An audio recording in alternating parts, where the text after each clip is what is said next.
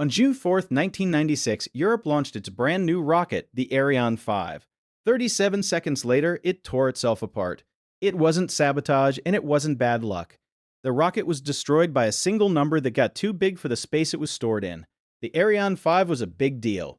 Years of work, billions spent, built to carry Europe's satellites into orbit for decades. This first flight was carrying 4 science satellites. It was the moment the whole program had been building toward. To build it, the engineers did something reasonable.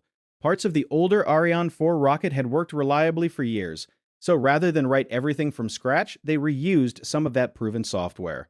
Why rebuild something that already works? One of the reused parts was the inertial reference system. Its job is to keep track of how the rocket is moving and which way it's pointing, including how fast it's drifting sideways, and to feed all of that to the computer flying the rocket.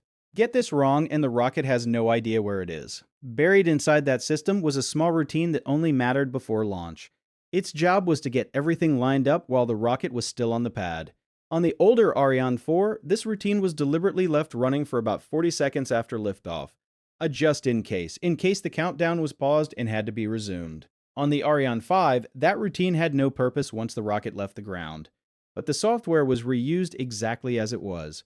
So the routine kept running after liftoff, still doing its work, even though nothing needed it anymore. And one of the things it did was take that measurement of the rocket's sideways speed and pack it into a smaller number format to save space. That smaller format could only hold numbers up to a certain size. On Ariane 4, the sideways speed in those early seconds stayed small enough to fit. But Ariane 5 was faster and more powerful. It picked up sideways speed far quicker than Ariane 4 ever had. About 37 seconds in, that number grew too big for the format meant to hold it. The conversion failed, and the system had no instructions for what to do when that happened.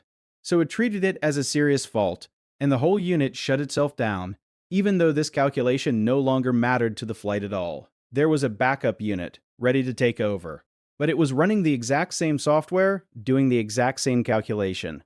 It had already failed a fraction of a second earlier, for exactly the same reason.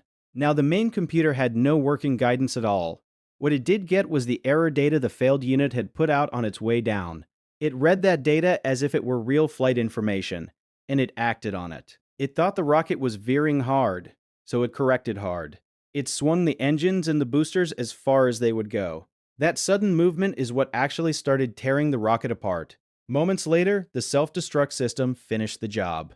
37 seconds of flight. Around $370 million gone, along with the 4 satellites on board, all from a number that didn't fit. And here's the detail that stays with you. The code that caused it wasn't even needed during the flight. It was a leftover from the old rocket, running for no reason, doing a calculation that didn't matter, and it still brought the whole thing down. So what's the lesson? It isn't don't reuse code. Reusing working code is usually the smart move. The problem was the assumption that came with it. On Ariane 4, that number could never get too big. That was true. On Ariane 5, it wasn't. Nobody rechecked because the code had a reputation for working. Old code doesn't come with a guarantee. It comes with the assumptions of the world it was written for. Move it somewhere new, and those assumptions come along quietly, and they don't always still hold. If you've ever inherited code that worked fine until one day it suddenly didn't, you know the feeling. Tell me about it in the comments. And if you want more stories like this one, subscribe. There are plenty more to come.